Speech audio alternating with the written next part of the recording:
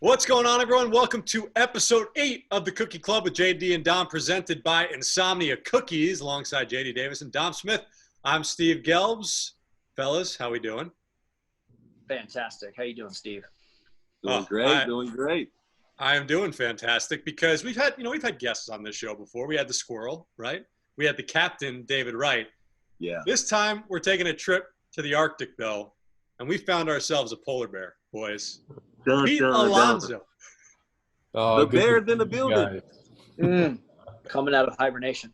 Oh, baby, you know it. Now, Pete, I have a question for you. Have you watched any of the previous 7 episodes of the Cookie Club? I dabble. Not going to lie, I dabble. You guys have fun. That's why I'm here, just to have a good time. These two guys, they're about as open and vocal with me as just as I am with them. If I'm even this much off kilter, they say something. They let me know, which it's one of the big reasons why I love those guys. JD, what did you just say? We couldn't hear it. I said Mercury. What is Mercury?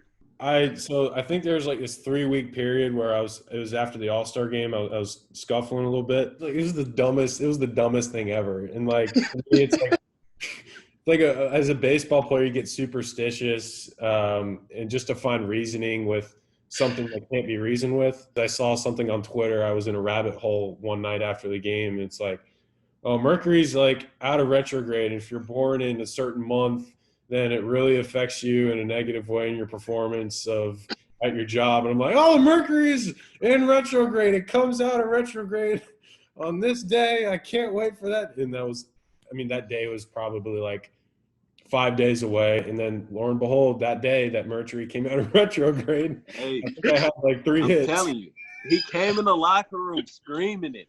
Mercury's out of retrograde. And we're looking around what does that even mean? I'm confused. I have no idea what's going on. And I was just all right, well, whatever, Pete's back. And I'm telling you, he went off. I couldn't believe it. He had a bomb, and me and JD, we lost it. We just kept screaming, Mercury! Mercury! It was unbelievable. And he comes in one day, Mercury's in retrograde or whatever he says. And we're just looking at him what? And sure enough, he's all confident. He's all, strutting around like little peacock and everything, he's back. And I'm just dude, what is going on right now? And then all of a sudden, first at bat, he hits a homer, and me and Dom just start screaming Mercury at the pitcher, everybody in the dugout. And then the best part was that Jake, I think it was Jake was pitching that day. And so, you could basically what David said, he's super competitive. So he's just sitting there and so we're just screaming. I tried to get him to laugh, Pete's back, Mercury's back in retrograde, Mercury. It was like a hidden joke for a whole month. We were screaming Mercury. For the rest of the season. For the rest of the season. Oh, dude, it was unbelievable. It was hilarious. Well, I will say this.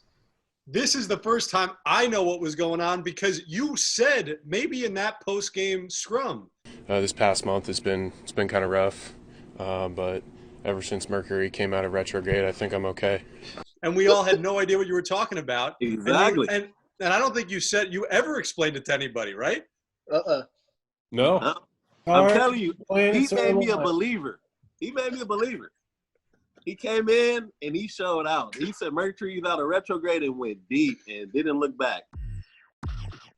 Yep. I know for sure, Squirrel and JD, they love cookies. And, if Squirrel has a good game, which is, almost every game, he's always down for cookies after the game. Never in his room, though. Huh?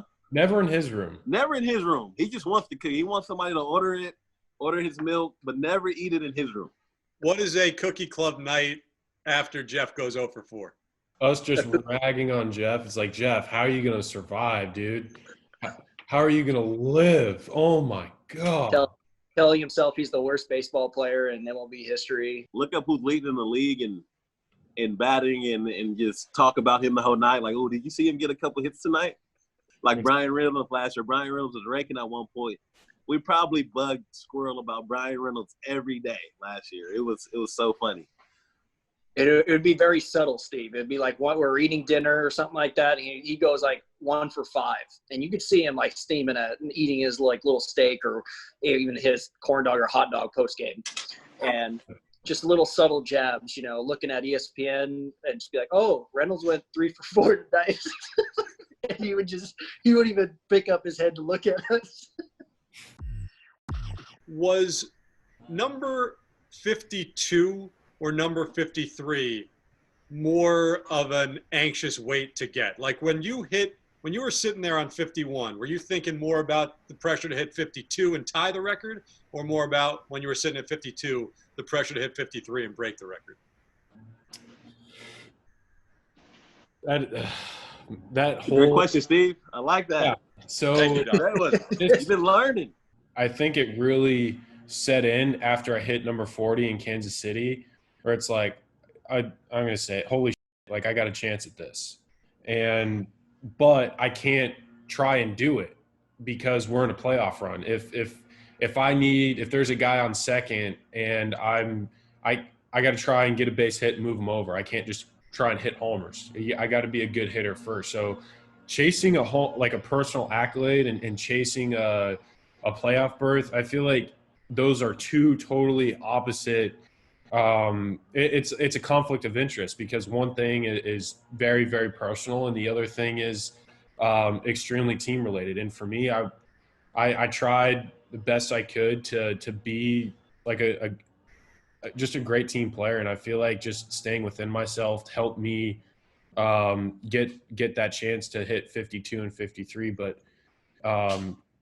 after I hit 51 against Duggar, I feel like I pressed for the rest of that Miami series because I feel like in my mind I had time or more time. So I just try and do it. But then as soon as we faced the Braves in that last series, I was probably spending I would say like an hour and a half every night, like going over the pitchers, even though we faced them a million times already. Once I tied it, I knew it's like, I just need one pitch. One pitch can change the outcome of everything. So I'd say 52 is probably more stressful.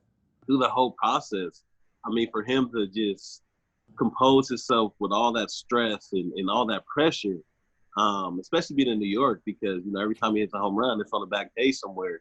I mean, it was very impressive because you couldn't even tell outside the field that, he was trying to, accomplish history. And I think that's what makes him great. And that's why people gravitate to him because, he's just a great dude. And I mean, the whole run was awesome. Like I had fun, from the first home run to the last, and I'm very happy for him because he really did deserve it. He worked hard, extremely hard. And I mean, he did what he had to do. And it was just fun to be around him, a part of it, and to see it. I was nervous for him when he got around like 48, 49. I was on deck or I was in the dugout just, kind of shaking for him. I was like, dude, this guy can really do it. I mean, it was like the talk of the town or talk of, out in the outfield during BP, hey, how many you think Pete's, how many home runs do you think Pete's going to hit this series? Dom would be like, oh, he's going to mess around and hit like 4 or something like that. And over and under bets or something like that. So, no, but I mean, kudos to him, man. He always took a professional on bat. I couldn't imagine the pressure or the, what was going on through his mind. Especially, every pitcher knew about it. I mean, there's so many times where it's a 3-0 or 3-1 count, they threw a slider or threw a changeup just because they were afraid to even give him a fastball. They didn't want to be that person. So, but just kudos to him. You guys are truly, absolutely fantastic. I mean, it wouldn't be the same. It wouldn't be the same without you guys. And I feel like everything that happened, not just for me, but both y'all had absolutely incredible years. Like Todd Frazier had my second favorite home run of the year when he hit that 3-run off Doolittle, but you had my favorite home run of the entire year. And then JD, you're just an absolute machine. And I feel like that, like all of us, like our dynamic it's special. I feel like that's why we're going to be nasty for as many years as we're together. We can't let Pete go without, his rite of passage, which is a cookie dough. Oh, no. No way. No, all right, guys. No. Now, this was in the Cape League, right, Pete? Born Braves? Mm-hmm. An interview that he did starts with your favorite song. I don't know. I'm pretty sure the Hey Get To It song is like really stuck in my head. I like that one. That one's really good. Let's sing it. Hey, get to it. Hey, get to it. Something.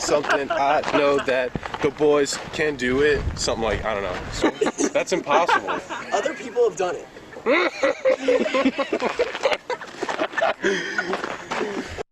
That was 2015. It wasn't that long ago. Things don't change. Hey. Things don't change. We have a special bonus back end to this. Pete was not the only member of the Cookie Club to play in the Cape League, okay? J.D. Davis played in the Cape League for the Chatham A's, right? Oh, now, yes. The Chatham A's video. were featured in what movie? Has everybody seen Summer Catch? Freddie Prinze Jr.? Wow. Right? So what I want is for you guys to compare who wore the Chatham A's uniform better. JD, I want to see this. I can't wait. Wow.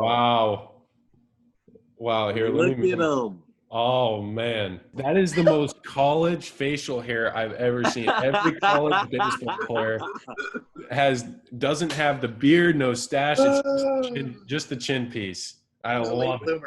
Late bloomer. What's that guy's name? Freddie Fringe or Freddie whatever Jr.'s? Freddie Prinze Jr. That glove is like from Sports Authority. They should have done a better job at that. All right, guys, so great. As always, Pete, thank you so much for joining us and for spending this amount of time. I hope you had as much fun as we did. That was awesome. Oh, I had a blast. Thank you, guys. All right, for J.D. Davis, Dom Smith, Pete Alonso, I'm Steve Gelbs. That is the way the cookie crumbles. Yeah.